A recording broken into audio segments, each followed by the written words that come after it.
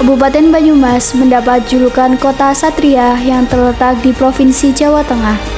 Banyumas juga terkenal dengan banyak objek pariwisata yang dapat dikunjungi, mulai dari wisata alam, wisata budaya, wisata kuliner, hingga wisata religi pun juga terdapat di Kabupaten Banyumas. Salah satunya yang akan kita bahas kali ini adalah Masjid Saka Tunggal yang berada di Desa Cikakak.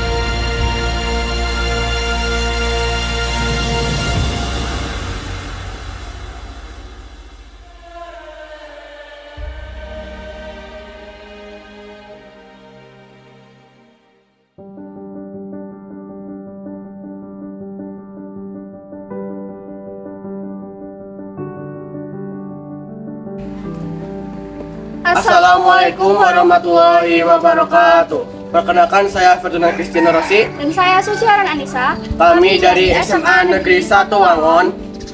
Saat ini kami sedang berada di Desa Cikakak, lebih tepatnya di Masjid Saka Tunggal. Mari ikuti kami mengulas sejarah Masjid Saka Tunggal.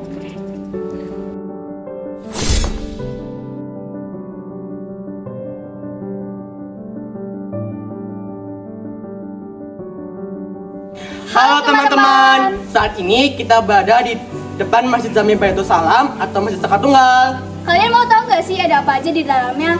Yuk cari tahu. Masjid Saka Tunggal adalah masjid sekaligus cagar budaya dan merupakan salah satu masjid tertua di Indonesia yang dibangun pada tahun 1288 oleh Kyai Mustoli. Masjid Saka Tunggal ini lebih dulu dibangun daripada zaman Kiprah Wali Songo yang terjadi pada abad ke-15 hingga 16 Masehi dan juga lebih tua dari Kerajaan Majapahit.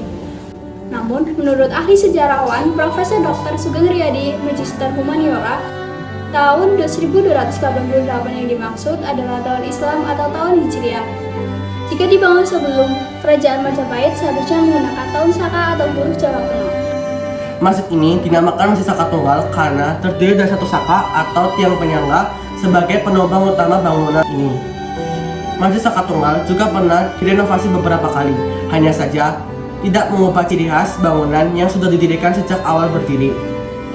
Tujuan dilakukan renovasi agar bangunan tetap kokoh dan berdiri hingga saat ini.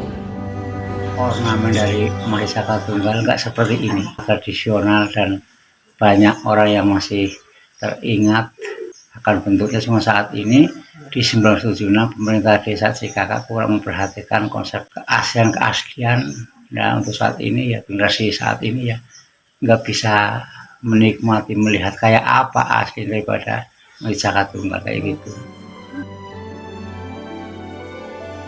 Masjid Saka Tunggal memiliki ciri khas unik, yaitu 4 sayap yang tertempel di saka dinamakan papat kiblat 5 pancer atau 4 mata angin 1 pusat, yakni manusia sebagai pusat dari 4 mata angin, yaitu api, angin, air, dan bumi.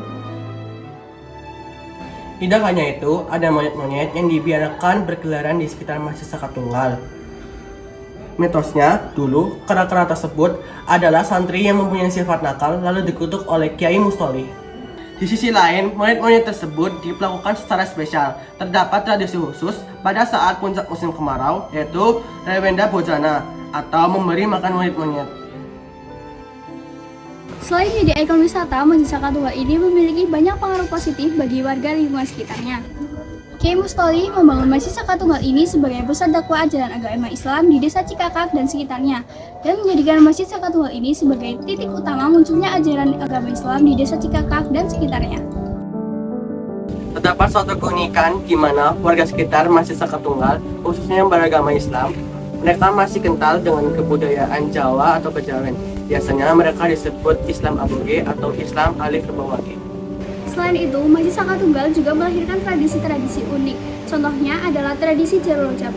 Jaro Rojab yang dilakukan setiap 1 tahun sekali, yaitu pada tanggal 26 bulan Rojab. Tradisi Jaro Rojab ini adalah tradisi membuat pagar di sekitar Masjid Saka Tunggal. Biasanya, warga Desa Cikakak dan sekitarnya akan bergotong royong membuat pagar baru.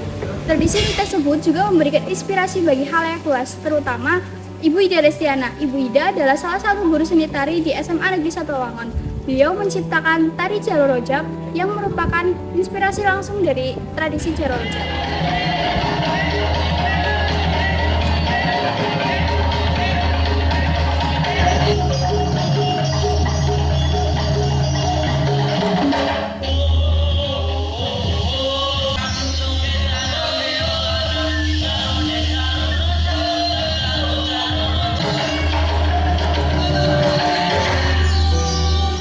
Masjid Saka Tunggal juga memberikan pengaruh di bidang pariwisata. Masjid Saka Tunggal Desa Cikakak masuk dalam 50 besar desa wisata di Indonesia, menjadikan Masjid Saka Tunggal sebagai objek religi dan objek studi. Masjid Saka Tunggal juga pernah dikunjungi oleh Sandiaga Uno sebagai Menteri Pariwisata dan Ekonomi. Selain itu, perekonomian warga sekitar juga terbantu karena adanya monyet-monyet yang berkeliaran di sekitar masjid tersebut.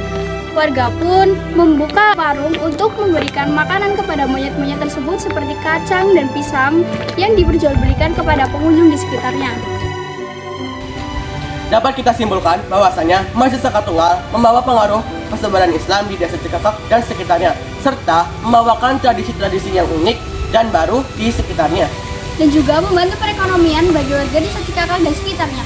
Masjid Saka Tunggal ini juga merupakan objek wisata dan studi bagi para siswa. Dan dengan ini Masjid Saka Tunggal dijadikan sebagai wisata kerohanian dan studi. Terima kasih telah mengikuti perjalanan kami mengulas sejarah Masjid Saka Tunggal di desa Cikakak. Semoga dengan adanya video ini dapat bermanfaat bagi kalian semua. Bagi kalian yang sedang berada di Kabupaten Banyumas dan sekitarnya, Masjid Saka Tunggal bisa menjadi tujuan wisata kalian. Sekian dari kami, saya Ferdinand. dan saya Suciran Anissa. Sampai jumpa. Wassalamualaikum warahmatullahi wabarakatuh. SMA Negeri 1 Wangon, Aksiku juara.